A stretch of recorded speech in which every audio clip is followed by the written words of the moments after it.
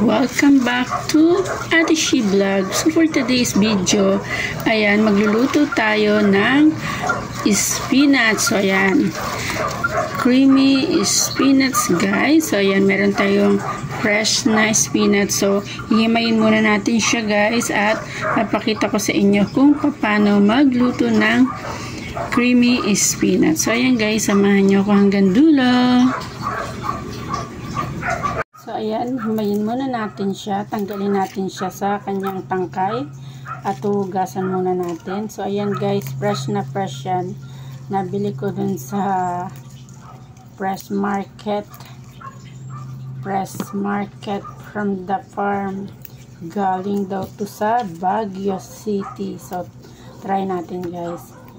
Pangit kasi kapag yung, ano siya, yung freezer na. Parang masyadong matubig. So, ito ngayon, fresh ang gagamitin natin. So, yan. At hugasan na natin ang ating spinach.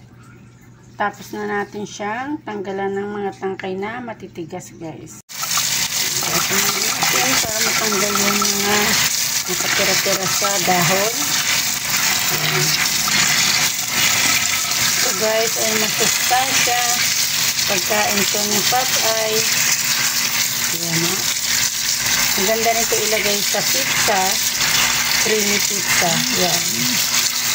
Ayan na ang ating mga ingredients guys. Meron tayong all-purpose cream, low-fat milk, Parmesan cheese, and black pepper, and salt, and quick melt, and white onion, and garlic. So ayan, mag-start na tayo. Himayin lang natin ang ating mga sibuyas at bawang.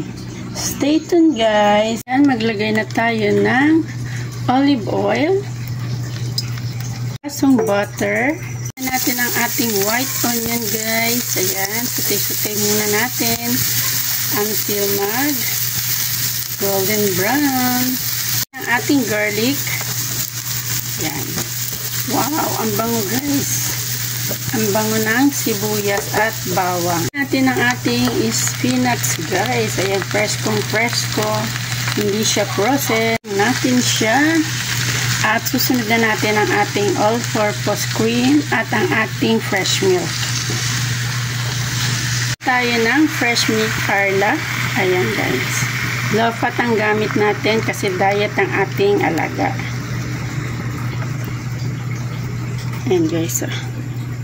Low-fat. Ating paminta at asin or black pepper and salt. So, yan. I-mix na natin. I-mix na natin dito sa ating pinapakulo. At susunod na natin dito guys ang ating all-purpose cream or heavy cream. Ganun na nga natin guys. Ayan. Kung bago ka pa lang po sa aking channel, don't forget to like, share, and subscribe. At comment po kung saan nakaabot ang aking video. Tayo guys ng Parmesan cheese. Ayan. At ilalagay na rin natin dyan ang ating quick melt cheese. Quick melt cheese. So, easy lang guys lutuin ang ating spinach creamy. So, ayan. Ayan na nga guys. So, ayan na nga guys ang ating cheesy